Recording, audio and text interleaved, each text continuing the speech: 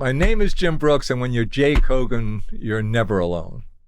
Don't be alone with Jay Kogan. Hey, don't be alone with Jay Koganers. Still working on that nickname. I have an amazing show for you today. James L. Brooks, the great writer, director, occasional actor, is here with me, and I couldn't be more excited. But before I talk a little bit about Jim, I want to remind you to write to me at dbawjk@gmail.com. I want to connect with you. I want to hear from you. I want to have a personal relationship with you. So write to me with your questions, your comments, especially your listener mail questions that I asked the guests. I really could appreciate that. And I also want to ask a big, big favor of you. I want you to drive me to the airport. No, wait. Instead of driving me to the airport, why don't you just subscribe to the podcast? Isn't that a lot easier than driving me to the airport? Right? Okay, choice is yours. Drive me to the airport or subscribe to Don't Be Alone with Jay Kogan. That being said, I want to talk about my guest, which is James L. Brooks. So James L. Brooks, one of the great TV and movie writer creators in the world. He's responsible for Terms of Endearment, for Broadcast News. He's responsible for Room 222 and the Mary Tyler Moore Show and Taxi and the Tracey Ullman Show, and notably The Simpsons. I met him on the Tracey Ullman Show and worked with him on The Simpsons, and it was my first couple of jobs, and it was such an education to see this guy work. He loved the work. He loved the ideas. He loved the banter. He loved writers. He likes when we create. He likes when we create good stuff, and he's willing to work hard to make the work good. Those were the lessons I took away from working with Jim, and I'm grateful that he was there first instead of somebody else. So as a mentor, I treasure the fact that I know him. I treasure the fact that he truly influenced me, and he's a spectacular person and a really interesting individual, and I'm grateful you get a chance to hear him. We'll be back with James L. Brooks right after this. Don't be alone with Jay Kogan. I'm very honored that you're here. I feel very lucky because you were going to be here about a year ago and you couldn't come. Really? Because you were about to start directing a movie, and this was a face-to-face interview, and you were afraid of catching COVID. Fear doesn't sound like me. As you know, I'm riddled with COVID all the time. And so you knew face to face with me, there's a good chance you're going to walk away with some kind of disease. But now you've directed that movie. I have. And so you're not afraid of death anymore. That's fine. You're here. You're willing to face me face to face. So thank you for coming here. Oh man. This is good to see you. This is great. Now our history is such that you were selling flowers outside. Yes, I was.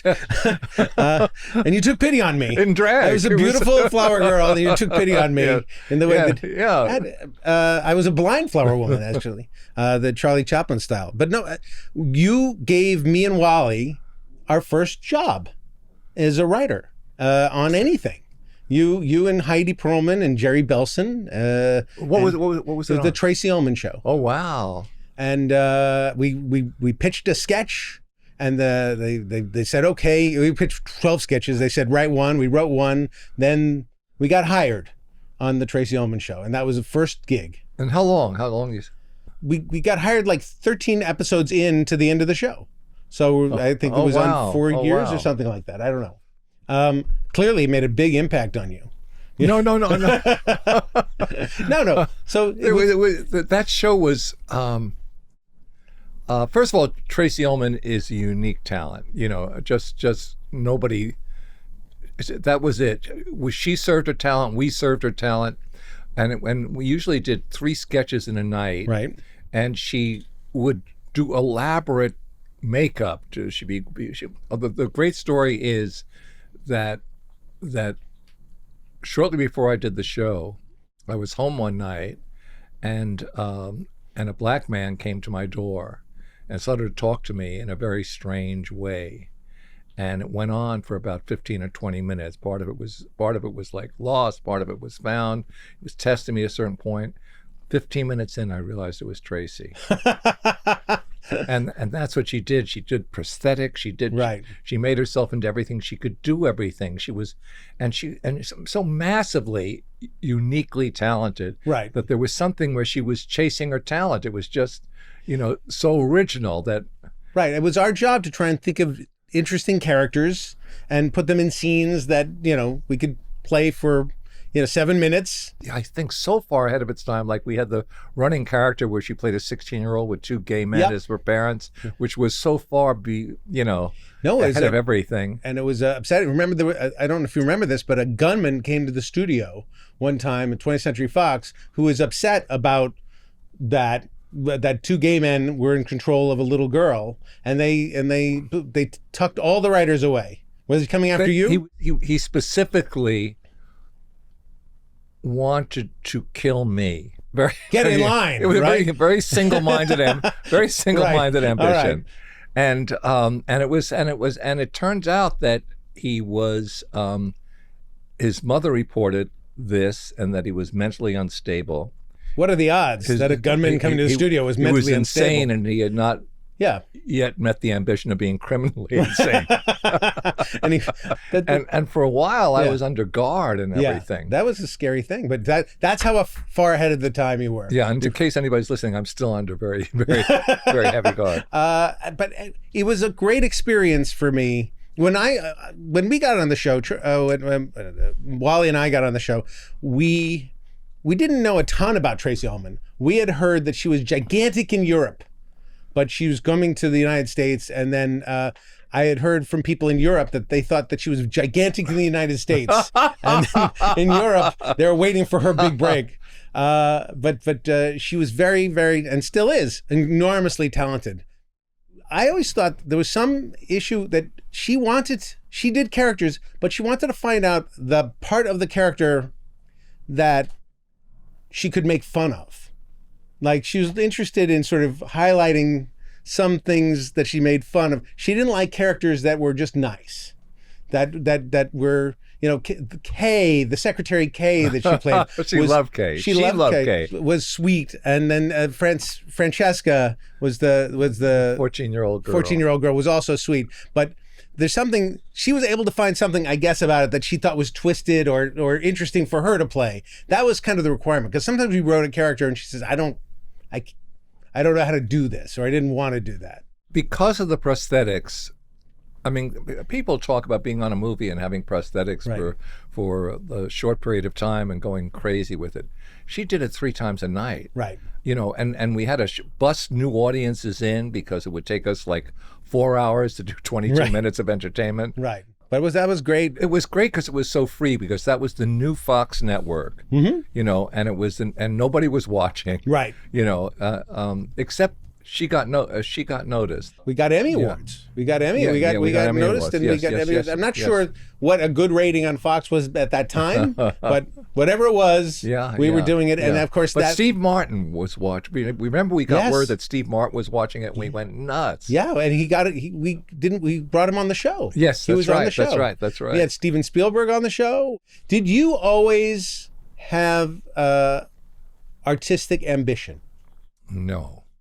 I consider you one of my artistic mentors. Like, when we approached writing for the Tracey Ullman Show or the Simpsons or other things, it wasn't just to like throw off a few jokes and walk away. There was an idea that we were trying to do something better than that.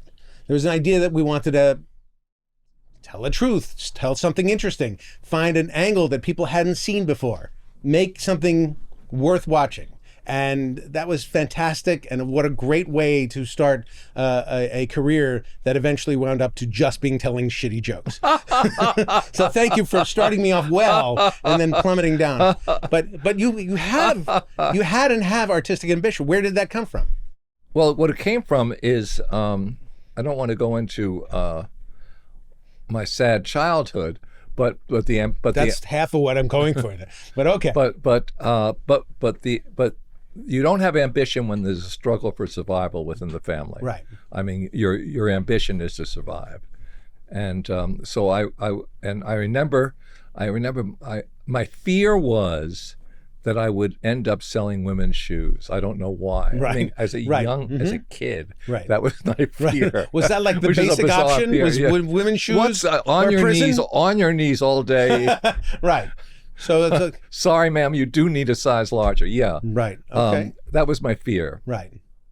Um, Did you ever work in a women's shoe store? no, never. No, Thank God. no. Thank God. I don't know why, but there was a specific fear, like that and the fear of imprisonment. Right. Do you have Yeah. do you have the fear of imprisonment? I do have the fear of imprisonment. Yes. I'm glad to hear it. and I don't. That's it. Really? That's interesting. No, I am very afraid of going to prison. I don't like being stopped by the police, oddly enough. No, Yes. none of that stuff. Yes. I don't know how it worked. I got a job where you were supposed to be a college graduate to get the job, and I lasted about, I think a semester and a half in college because it was the first time in my life I had fun, and Right. and I just only went to one class, Right. and NYU at the time, I forget how many tens of thousands of students it had downtown, Right. and I got the record for overcuts. Okay. Yeah, Good for you. not proud of it, but it was really tough because it was a struggle for me to pay the tuition, for my mother to help pay the tuition, and so I felt it was really shameful that I had screwed up in this way, and then fortunately, my sister was friends with somebody who was secretary to the man who ran the page staff at CBS, and they were at that point wanting only college graduates, Right. and I got a job on the Okay. page staff, so that was my break. That's That was more fantastic. than a couple. And that was when you were page at CBS. You wound up somehow in the newsroom or the news. This is you want a second break? Yeah. We're up to a Okay, break, I want the big second break number break, sure. 2. So this page staff filled in for vacation relief for Right. other sort of entry level jobs when those people went on vacation. I filled in for a guy who was the copy boy, desk assistant, was called, in the newsroom, in the CBS newsroom, which was a storied newsroom. Right. That's the Edward R. Murrow. Edward R. Murrow and Murrow's Boys, Right. and Edward R. Murrow. I read a 1,200-page book about Edward R. Murrow, and somebody heard the woman being interviewed, and they asked her what. She took 12 years to write it. Everything was like 12, and they said, "What was the biggest surprise?" She did all this research that he deserved the legend. That's And fantastic. He was the one who saved the country at a certain point when during the Red Scare. Right. He was great looking. He had a top-rated television show that sort of bored him, where he visited celebrities on Sure. television, and he was the gold standard. And I maybe have two things that I'm always referring to in my life. I brought Edward R. Murrow coffee, and I interviewed Louis Armstrong for my high school newspaper. Wow. Yeah. Fantastic. I'm telling you, it's one of the great experiences Yeah. of my life. One of the great experiences of my life. Like 45 minutes alone from him. And at this moment, I've been trying to get my old high school to find the picture of me in the mirror with a pad out interviewing Louis Armstrong. And I'm telling you, I could get emotional now. It was, and I asked him a question that people hadn't asked him. Fantastic. And it was an obvious question, is what do you do for your lips? Right. And it was an obvious question, but he lit up and he took out more creams and more bottles and talked for so long. Oh, and it was great. just exquisite because it's like Like I you don't tap know a what the- vein that somebody really wants to. that cares about part of a daily routine, hadn't been Right. asked about it. That's fantastic. Yeah. All right. Well, And it's a little self-serving, which I like. So at some point you were in the newsroom, and some point that became working on all these other shows. Like you got your first break writing for TV somewhere along the line. Where did that come? My wife at the time, we were I was in love with her, and we were in a relationship, and she wanted to go to California. And at this point, I had a union job, which, you know, really when I was saying that I had a childhood filled with the doubts about whether I could survive. Right. And I had a job that I loved that paid a decent salary. It was a WGA job, news writing, and I was feeling good. Yeah. Great. Right. I was happy, and I was in love. And she went to California, and I had also been working for a radio show, sort of an afternoon drive time radio show, and the guy who produced that radio show was ahead of me in Los Angeles, and he was doing documentaries for an outfit called Walper Productions, which was sort of a new gritty outfit that was really sort of scoring in a way. With Was that David O. Warper? Yeah. And it was Ted White's documentary. So it was starting to happen. And he offered me a job, and I went to California, and I had $1,000 in the bank, which sort of paid our deposit, and so I'm broke when I but I have a job. Okay, 6 months in, I'm laid off. And then he was a great guy, Alan Landsberg, because he knew I was in trouble. He felt bad about it, and he did.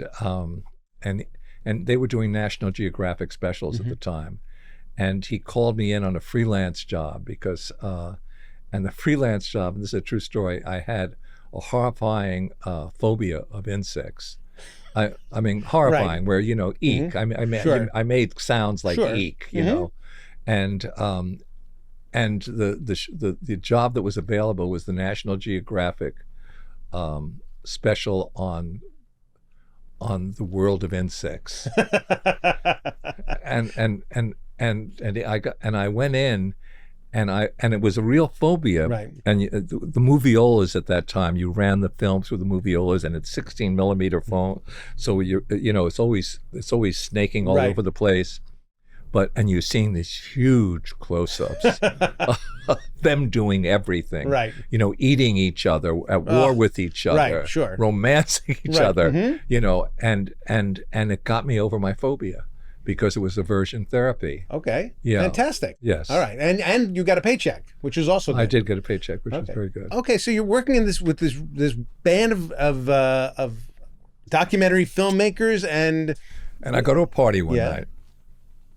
I think it was a New Year's Eve party, and we were this raggedy bunch, and in the middle of us, a guy came in a tuxedo, tall, great looking, beautiful wife, and he said, at last we're with real people, because he had just been to a fancy thing, and but he had friends here, and they came here, and his name was Alan Burns. Oh, sure, okay. And he had 5 shows that he had created on the air at the time. It's amazing.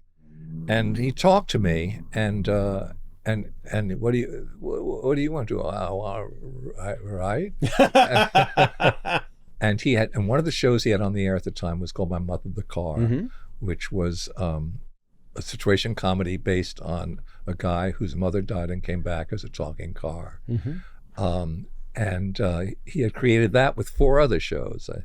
And he was so innately funny and kind and decent. And that's an unusual combination. You know, yeah, sure. You're defeating some magnetic fields to have those 3 qualities, I think. Also, people don't know this about Alan Burns. He drew Captain Crunch. Yes. He created the Captain Crunch drawing. Created Captain Crunch, yes, absolutely. He wins my heart just for that. And he got me a rewrite job on one of the shows he created, My Mother the Car. And then they gave me a chance to do my own script. And that got me started. When I show up meeting you, you are a guy who's already conquered Mary Tyler Moore's show. You've already done Taxi. You've already done a million. You've already become... We use the word wrote instead of conquered. So my issue that I wanted to talk with you about a little bit, and asking about artistic aspirations, is because I have artistic aspirations, but I have not achieved the artistic aspirations, aside from this podcast, which of course, as worldwide renowned, people love this podcast from all over the world. They come and visit, they watch how I do it.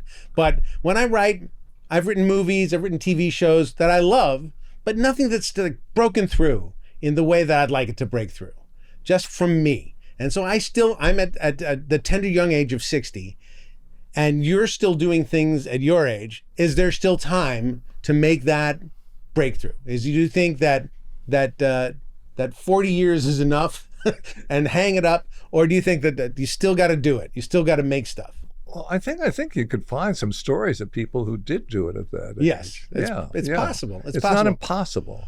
What drives you? You just finished a movie. What drives you to keep on making the stuff? A healthy sense of desperation. How can you be desperate at this point? Well, desperate to. I mean, I don't know what I'd do if I wasn't working. I just don't know. Right. You know, it's first of all, I experience both things. I feel, I mean, the privilege of it, especially these days. You know, especially these days. Especially these days. Yeah, it's a really strange period to be trying to make things. There's a traffic jam. There's the Netflix traffic jam and streaming. And if you gave me a lie detector test on how long it took me to write the script I've just made, right, I think I would. I certainly wouldn't tell the truth. Right. And I think I'd be so steadfast in not telling the truth that I'd pass the test. Okay. Yeah. All right. Well, I mean, it's been a few years between movies. Let's drop it right there. Yes. But you haven't not been doing stuff. It hasn't been a few years between movies because I produced 3 movies in that time. But having produced and worked, and thank God for The Simpsons, I mean, it's the word comeback has come up, and I've been working. Right. No, you never stop working, which is fantastic. One of the things that's true about The Simpsons, I was there at its inception. It was an amazing thing to watch.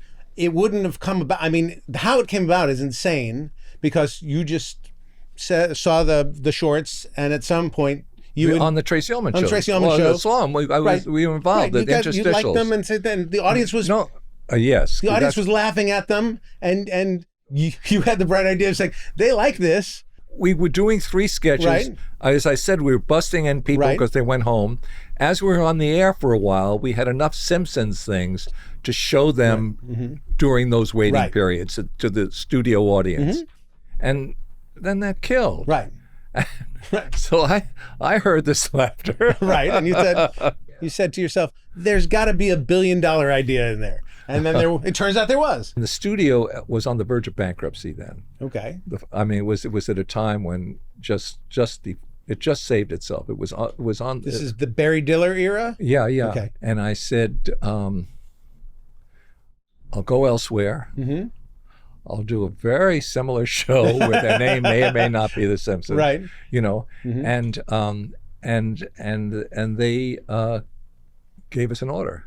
Right. But because it's an animated show, when you give an order, it takes, at that point it took 6 months to get it back from the cleaner from animation. Korea, we had Korea, all that stuff. It took at that point it took 6 months. Thank God. Thank God. Because we had time to fix stuff, honestly. We got the order for whatever amount of shows it was. Was it 13? I guess 13, it was 13, yeah. Which was a big deal. Hadn't been an animated show on television for 25 years, stuff like that. So, and we got it back, and I don't know if you know the story, you might know this story. And we got it back, and the group of us went over to see it, and it was screwed up. They were out of character. Yeah. They were grotesque. I was there. You were there then? Yeah, They were grotesque looking. Mm-hmm. We were dead. Yeah. And we didn't know whether they were all like that. Right. And we had to wait that week or whatever the hell it was, where, I mean, it wouldn't have been watchable for 5 minutes. Right. And then it turns out that it was okay after that. Well, it felt like the first couple of episodes, they were still trying to figure out how to do it and how to animate it and how to make it. And fortunately, the Christmas episode, which was like 6 or 7 in line. I always thought it was first. I always never was first. No. It was the 6th to 7th episode. Some Enchanted Evening was first. That's the one with Penny Marshall, and that was not a great episode. And we still didn't fix it really great, but it was like that was the first one that came back, and we all didn't know quite what to do. But the Christmas episode came back really good, and we had retakes and to make it even better. Yeah. And then smartly you said, okay, this is our first episode.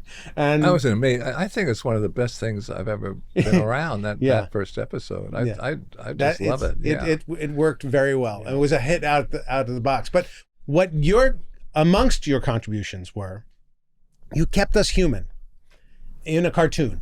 You made sure that this was about human things, people things. Well, that was my whole background with live action shows, and that you try and find that. So we it was great because we had so many rules because we wanted to rigidly not treat it as a cartoon. If you said a cartoon, we get really pissed off at you. Right. We were an anime, and everything was about depth of character and obsessive with that. Yeah. Right. And then we started to we made rules. We'll never travel to outer space. Right. But breaking the rules was interesting too. Having rules to break them is nice too. Well, you said there are a couple of things that you said at the beginning which were really great, which is it's about a family, it's about these people. It's also, you said, don't worry if another show has done something in the realm of this.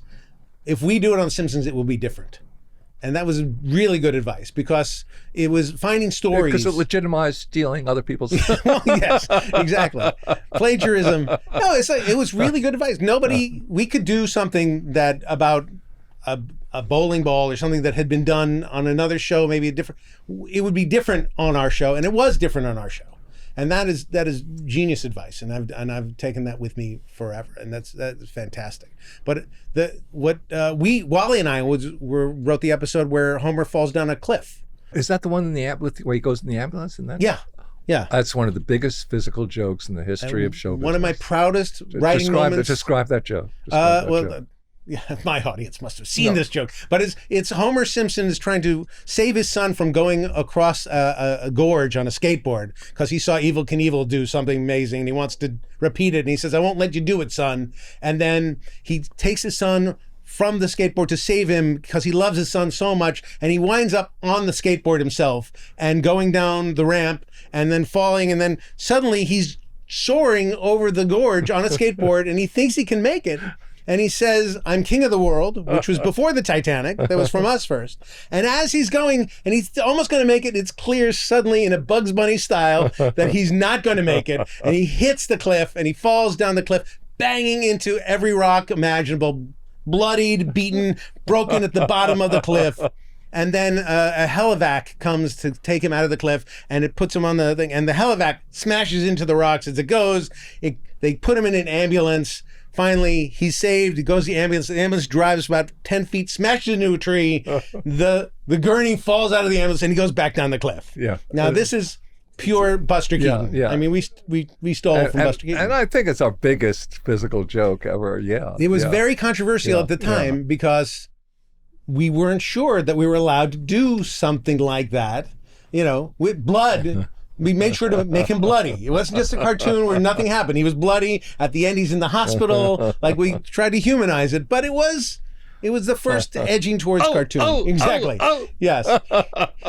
He hurt himself every time. One of my proudest moments, that whole episode, Bart the Daredevil, is one of my proudest writing moments with me and Wally. I wanted to ask you, too, about Mary Tyler Moore, who, I saw the special that they did about her life not long ago, and you're featured in it, and about how that show was created, and you and Alan Burns, right? He was your partner on that, correct? Yeah, absolutely. And you guys wanted to make this show about this divorced lady, and they didn't want to really do it about a divorced lady, right? It was worse than that, which makes it better than that. Mm-hmm. We went to pitch to CBS, so we go to New York. And to pitch the show with the greatest boss anybody ever had, was Grant Tinker, who takes us in to see, and I'm telling you, 15 executives, a guy who was the head of programming then, said, there are two things the American public doesn't like in their television heroes. people with mustaches and Jews.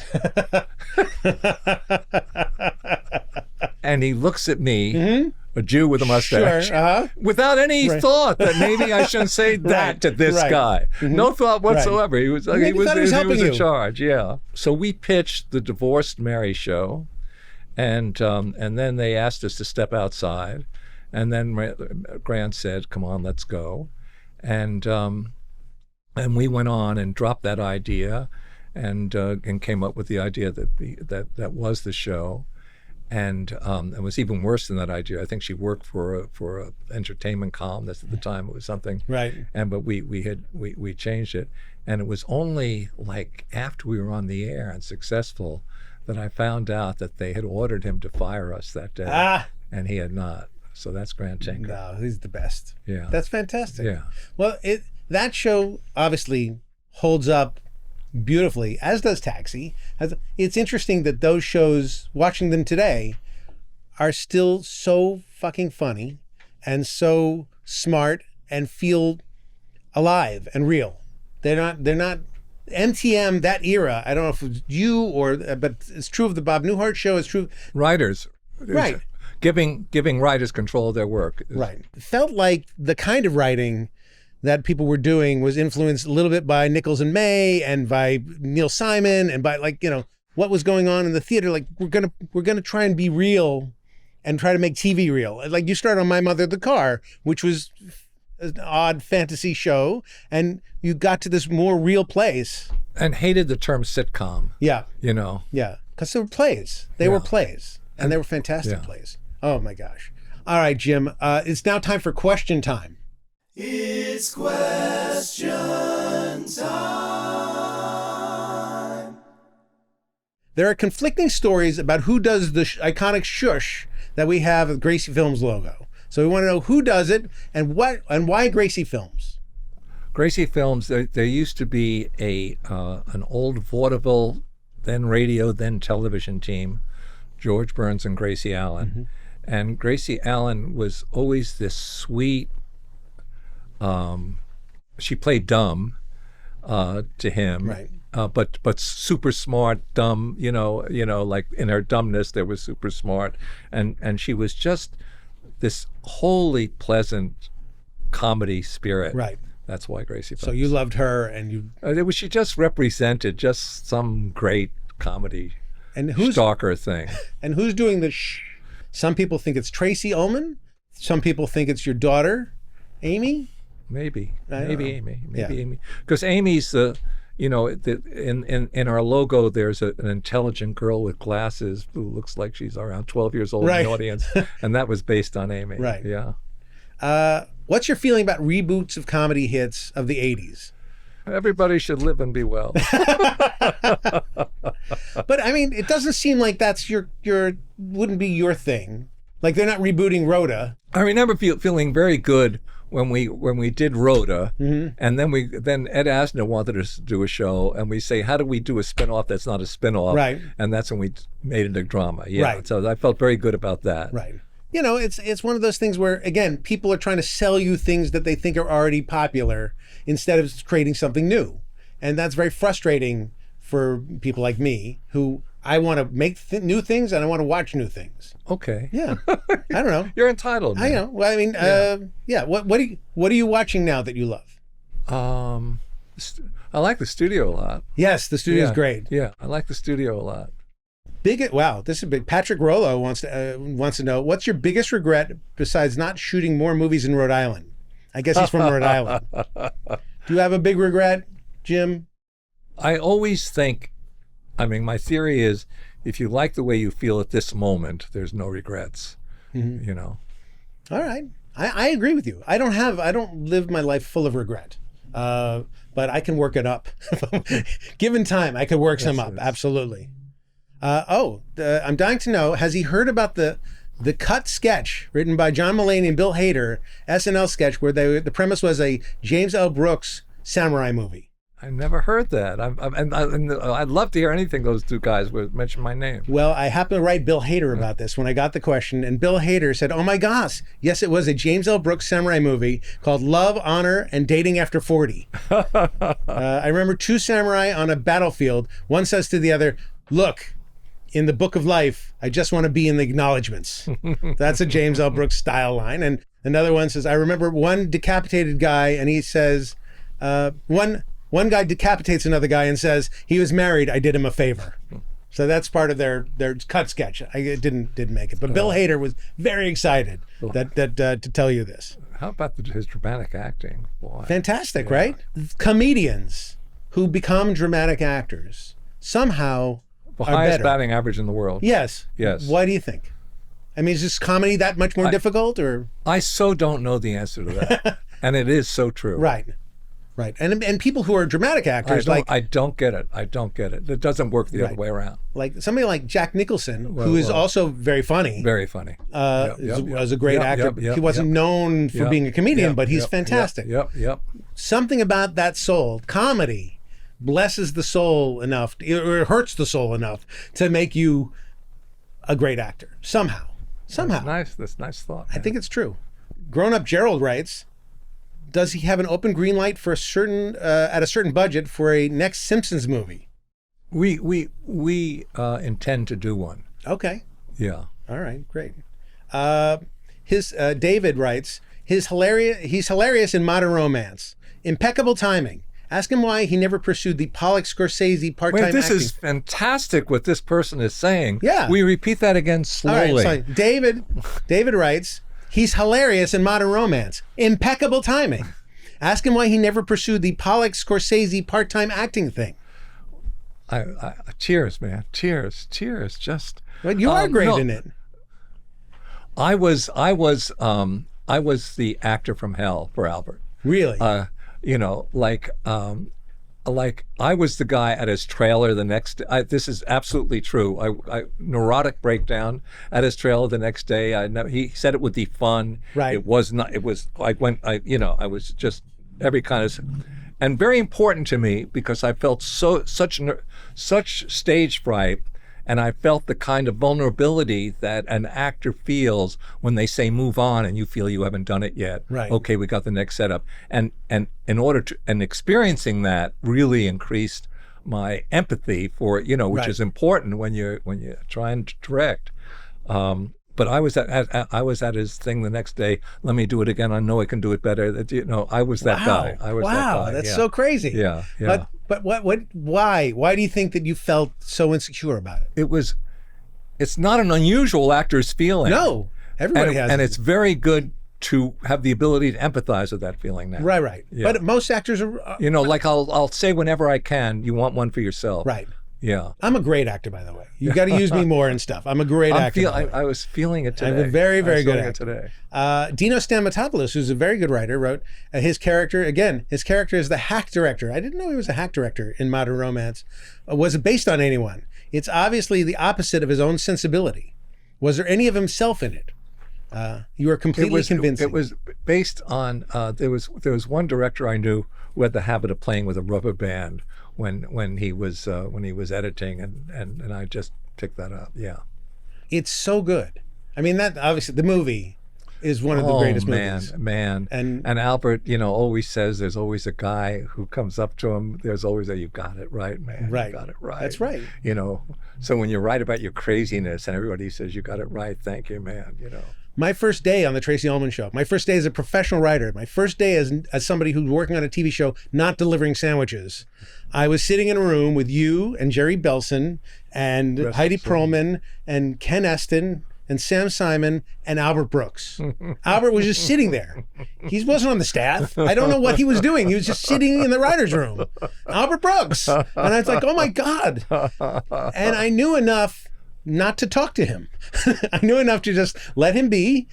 Don't try to say anything like fanboyish and like you're great and whatever. So I didn't say anything, and I didn't say anything for a week. And he was in the room for a week. I'm not sure why. And we just worked together again. At some point, when we're walking back from a run through with Tracey Ullman, I did sidle up to him and say, I just want to say it's pretty cool that you're here. And he got very upset at me. Really? Yes, because he was either doing a bit and I couldn't understand it or not, but he started being very uncomfortable. I don't think he wanted to be perceived in that moment as somebody, as somebody's idol. He wanted to just be a writer in that moment. And he was fantastic. David Stern, who was a writer on The Simpsons, wrote, I saw him exactly once on stage at the Tracey Ullman Show, fixing a scene in real time, like magic. Never saw him stronger. Would he ever consider doing another multicam show? Somebody's talked about bringing those back. It was great. It was interesting when we were on set, you were able to, and this is the first time I'd ever seen this, I think consequently other people did it too, reorganize the scene. Know, at least in theory, what could be done on stage before we went back to rewrite to fix it so that we wouldn't have to fix everything. So there were certain things about staging, certain things about line reading. That's a big call. Yeah, that's a big call. Huge. Not always say it's the script. Right. Just say maybe something else has gone wrong. Right. Here. I remember Ted Bessel once did he wanted to be interesting, and he had a psychiatrist scene where two people, the psychiatrist and the patient, were both facing opposite each other at the opposite ends of the room. And he just wanted to try it because he wanted to see it. And you kindly said, interesting, very interesting. And then immediately redid it where they're facing each other and they could connect, and it was a much better scene. So I appreciated that. And you can always tell with a 3-camera show, which is, you have dress rehearsal. And at a certain point after they do the scene in dress rehearsal, and then the assistant director says, actors to the rail, because you're in the bleachers. Right. And you could always tell a show that's really working because the actors move quickly to the rail instead of, oh shit, we got to talk to these guys again. Yeah. That's fantastic. Yeah. I never even thought about that. Yeah. You seem to surround yourself and have your whole career, at least as far as from the moment I was sort of in your world, you keep trying to find and do find interesting talent and people to work with. Writers, actors, other people who are newer, people who are young, people who have other ideas. But you're making it sound very hierarchical and stuff like that. We all serve the thing, Right. It's not like I'm the thing. If I'm the thing, the thing that I do, if I'm the thing, is I'm not the thing right away. Right. Because that's not the atmosphere for people to work together. I don't feel that way. I don't feel good that way. And I think it's we all serve the thing. And I think it's my job to point at the thing sometime, but it ain't me that it's. You're different in that way. I think a lot of people think they're the thing, and a lot of people think, that I'm the brand, or I'm, you. And people do great work. I know somebody who does great work. I love it. I love the work, and the writing staff sits around and watches him write. Right. Basically, they're his audience. That's Right. what they do there. Right. And which is a contribution of some. But everything is, people get to be different. What's your best Monica Johnson story? Monica, when in the writer's room, Monica would express herself in these 2 ways. I like it. I hate it. And by the way, cut to the quick. Yeah. Right. I think if you say you hate it, you should supply an alternative. I think that's how we tend to like our writers, to supply an alternative. Okay, I didn't even know what this means. Chris asked, what was it like working with Gene Wilder on Thursday's Game? I loved his work. It was him and Bob Newhart. So it was just the cast. If I went through that cast, It was an amazing cast. Cloris was in it. Valerie was in it. So many people were in it. It was like an amazing cast. And Gene probably justifiably had a hard time with me. I think I was just inexperienced or something like that. But I loved his work in the picture. Yeah. And I love working with Newhart. And Newhart said, I'm glad it came up, because I think it's such a quintessentially, when somebody is absolutely honest and tells you their core truth, which is a remarkable, and Bob Newhart, who is, just a god, right? And I was trying to get him to do this one thing, this one sort of bittersweet speech at the end or something like that. And then I tried a number of times, and it was clear it wasn't going to happen. And I moved on, and he said, "I'm sorry I didn't do what you wanted, Jim. I was afraid of being bad." and that's it, isn't it? And but to somebody to say it out loud, right. But that's it. Yeah. I've trained myself to not be afraid to be bad. Honestly, Yeah. I've trained myself to not to pitch in a writer's room. It does get in the way. You have to be willing to fail in order to get things done. Yeah. The last section of this is we call Moment of Joy. A moment of joy. What gives you joy? Just joy. If you wanted to make this day a great day from this point on, what would you do? I get joy about a day where I don't know what I'm going to do next, and where I just, I wonder what I'll do now, and I get enormous joy out of reading, and I still read a newspaper. Oh, okay. I get enormous joy out of the New York Times, and when I can read 70% of it. That's fantastic. Yeah. So you get the paper version. Yeah, and I think simple pleasures are everything they're cracked up to be. And All right. especially the ability to let a day develop in drool time. Drool time. Yeah. Drool time is fantastic. Yeah. I have it all the time. I think maybe I should limit my drool time and spend a little bit more time not drooling. That'd be helpful for me. Well, we're coming to the end of the show, and I wanted to tell you a little story. At one point, I was a young writer on the Tracey Ullman Show, and I wanted to get a Christmas gift for you. And I didn't know what to get this guy who was really successful. And so I wound up getting you this 100-year-old brandy, this really very expensive 100-year-old brandy. For me, it was expensive, right? It was like a $400 brandy. Jesus, like a thanks, thing. Man. If I didn't, I hope I thanked you. You did. Well, not only did you say that, I said, I want to give you this thing, but I hope it doesn't feel like I'm kissing your ass. And you said, who told you not to kiss people's asses? You said, kissing people's asses is very important to you. You need to kiss people's asses. They like their asses being kissed. And can often be much more enjoyable than people make out. Exactly.